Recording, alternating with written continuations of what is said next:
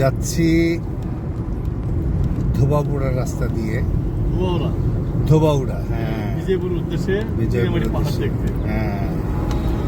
চীনামাটির পাহাড়টা আসলে এই আমরা জানি যে দুর্গাপুরে পড়ছে। আসলে দুর্গাপুরের দিয়ে আমরা সবসময় যাই, দুর্গাপুরে ওইখান দিয়ে বিরিশিরি হয়ে শিবগঞ্জ দিয়ে পার হয়ে সবসময় চীনামাটি পাহাড়ে যাই আর কি রাস্তাটা দিয়ে। এবার একটু ভিন্ন রুট দিয়ে যাচ্ছি।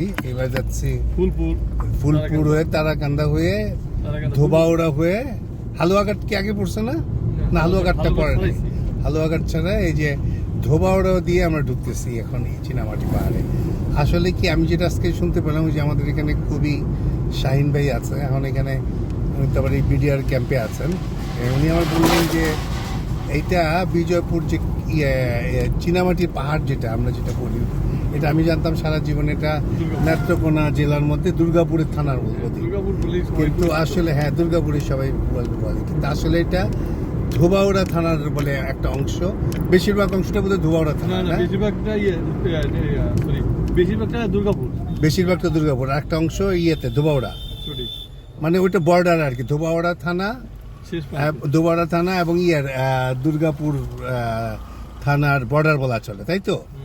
আর এটা মানে শুধু আসলে এই দুইটা থানায় বললেই হবে না, এটা দুইটা জেলারও বলা যাবে, কারণ ধোবাউড়া থানাটা পড়ছে ময়মনসিংহ জেলা, ধোবাউড়াটা পড়ছে আসলে ময়মনসিংহ জেলা, আর এটা পড়ছে দুর্গাপুরটা পড়ছে নেত্রকোনা জেলা। তার মানে দুইটা জেলার মানে বলা চলে, মানে ওই দুইটা জেলার একদম এটাও বলা চলে।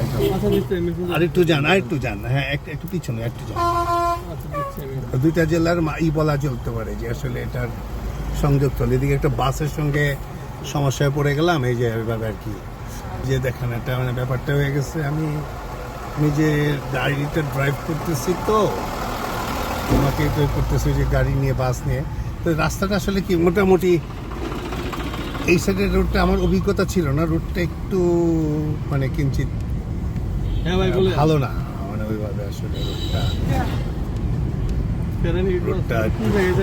যন্ত্রণাকর রোড। তো এখন এই যে সিনারি আমরা এখানে, তবে একটা ল্যান্ডস্কেপ দেখা যায়, মানে এখানে অদ্ভুত সুন্দর, মানে একটা জিনিস যে এখানে ধোবাউড়া এই সাইডটা প্রাকৃতিক দৃশ্যটা খুব সুন্দর এখানে, মানে ল্যান্ড মানে প্লেন ল্যান্ড, কিন্তু খুব সুন্দর।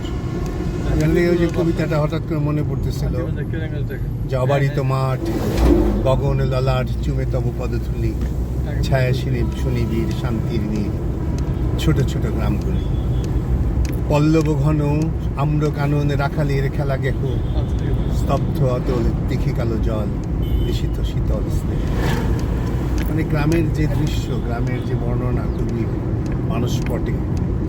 এসব জায়গায় আসলে আসলে কবি মনটা মানে উতলা হয়ে ওঠে। প্রত্যেকটা মানুষের ভিতরেই তো কবি মন একটা বিরাজ করে, সেই কবি মনের মধ্যে নাড়া খায় মানুষ এই জায়গায় গুলাই মানে আসলেই।